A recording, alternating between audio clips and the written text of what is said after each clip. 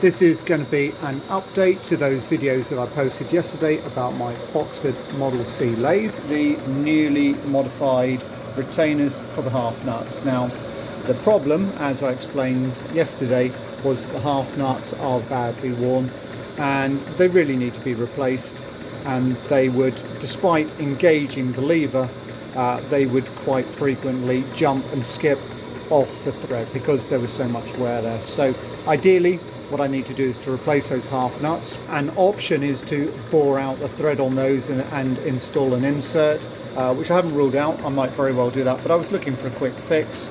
So now I have made two new retaining screws. These have a shoulder to them and there's an eccentric part to it. And I'm going to take the apron off and I'll show you.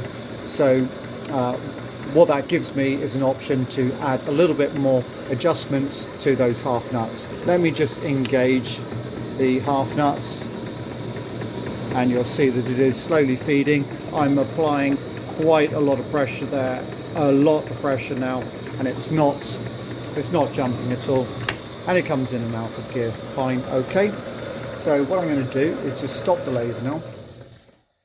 And in the next little bit of the video, and by the way, sorry that it's a bit shaky, but I'm holding a phone in my hand. Next bit of video, I will have removed the apron and we'll have a look at these two new parts. Those I've made.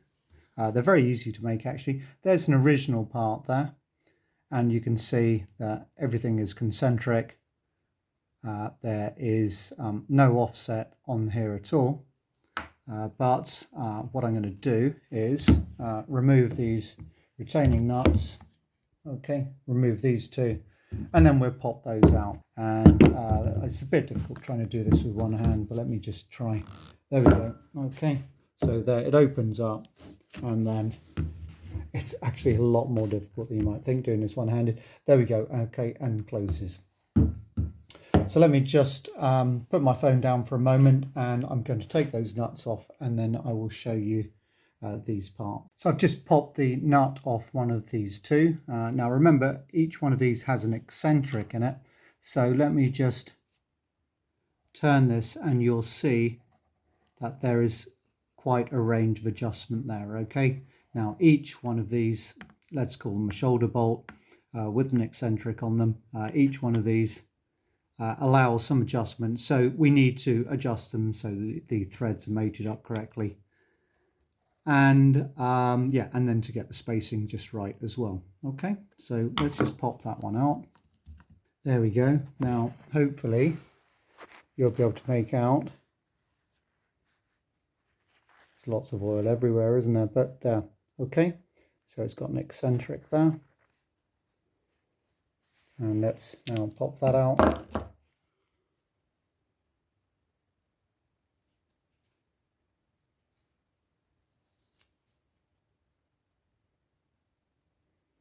Okay, so it's really very, very easy to make. Now, may upset some of you, but I actually made this in a 3-jaw chuck on the lathe. I didn't bother with the 4-jaw. I just put a couple of pieces of broken hacksaw blade in on one of the jaws just to offset, and that worked out perfectly. Really, really easy. The key to doing this was to basically leave it in for pretty much all the operations until I then had to take it out and then just face this off. And then I put the slot in with a slitting saw on the horizontal mill.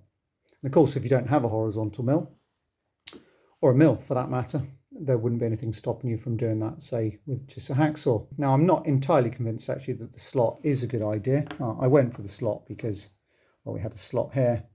Personally, actually, I think on reflection, it might be easier if you could get a spanner behind the apron. Yeah, because as soon as this is installed, then obviously you can't get a screwdriver in there. So if you ever want to adjust it, then you've got to take the apron off. But that's not really a biggie, but might be something worth considering. And at the moment, I'm just considering that this is going to be a maybe temporary permanent fix. But if it works out fine, I might keep it like this.